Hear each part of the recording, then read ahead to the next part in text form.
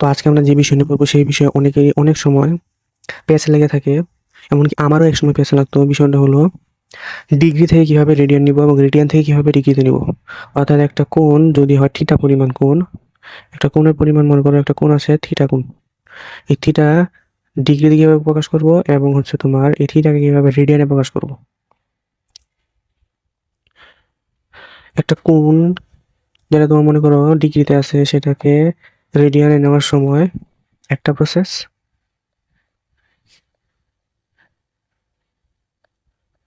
Same to same তুমি যখন radian থেকে থিটাতে নিব, রেডিয়ান থেকে যখন ডিগ্রিতে নিবা তখন তার অপোজিট প্রসেস ইউজ করতে হবে। যা ইউজ করছো ঠিক তার অপোজিটটা ইউজ করলেই তুমি সেটার কাঙ্ক্ষিত উত্তরটা পেয়ে যাবা।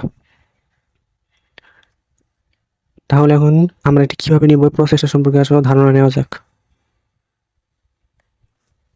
সো আমরা এক সাইডে রাখবো হচ্ছে তোমার কিভাবে থিটা থেকে আমরা কিভাবে এক সাইডে রাখবো হচ্ছে কিভাবে থিটা যখন ডিগ্রিতে থাকে সেখান থেকে থিটা রেডিয়ান এককে নিতে পারবো।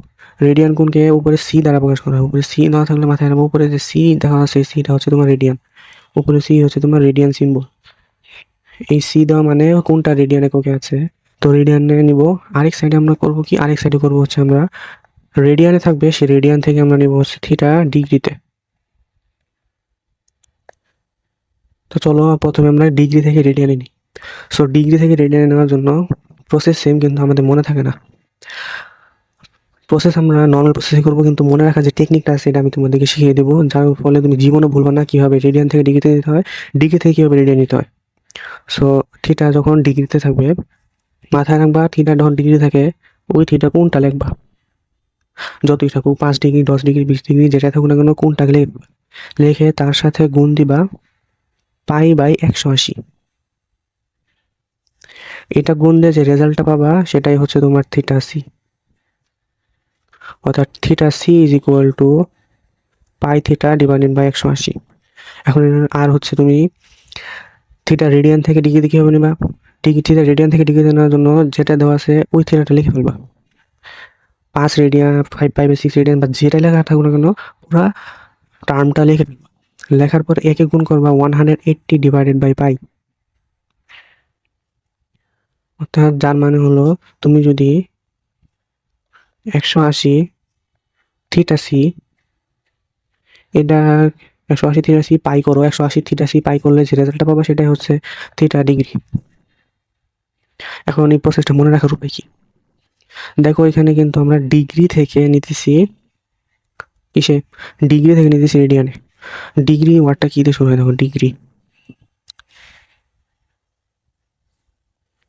ডিগ্রি ওয়ার্ডটা শুরু হয় ডি দিয়ে, ঠিক আছে। মাথায় রাখবা ডি দিয়ে হচ্ছে আসে ডিজিট, অর্থাৎ নাম্বার। যখন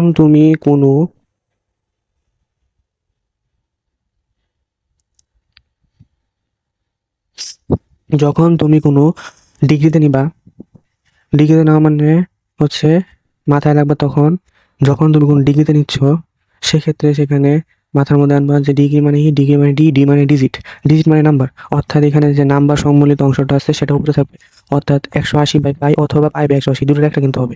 কোনটা হবে, যখন তুমি ডিগ্রিতে নিবা কিসে নিবা তার উপর নির্ভর করে। যখন তুমি ডিগ্রিতে নিবা তখন ডিজিট যে সংখ্যাটা আছে সেটা উপরে থাকবে, নিচে পাই।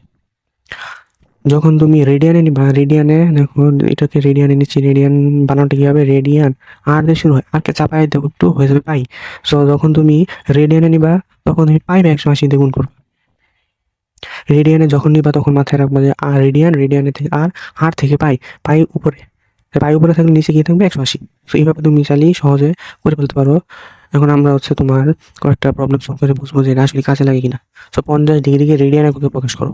সো 50 ডিগ্রিকে রেডিয়ান এককে প্রকাশ করলে এখানে আমরা থিটার মানটা দেওয়া আছে 50, থিটা লিখে ফেলবো। থিটা চোখ বন্ধ করে লিখে ফেলবা, লেখার পরে এখানে গুণ দিবা, গুণ দিয়ে রেডিয়ান একক নিব। রেডিয়ান মানে কি, আর মানে হচ্ছে π/180।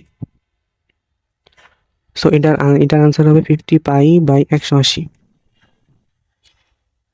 এটা যদি তুমি ক্যালকুলেশন করো যে উত্তরটা আসবে সেটাই হচ্ছে তোমার আনসার। অবশ্যই সি দিবা রেডিয়ান বোঝাতে।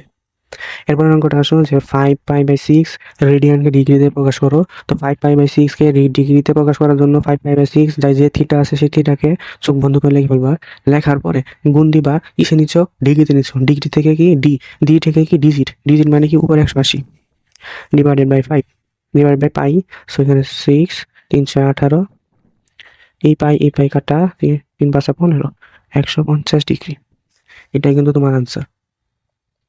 তো আশা করি তোমরা বুঝতে পারছো কিভাবে এই সূত্রটাকে মেমোরাইজ করতে হয়, কিভাবে মাথায় রেখে অঙ্কটা করতে হয়।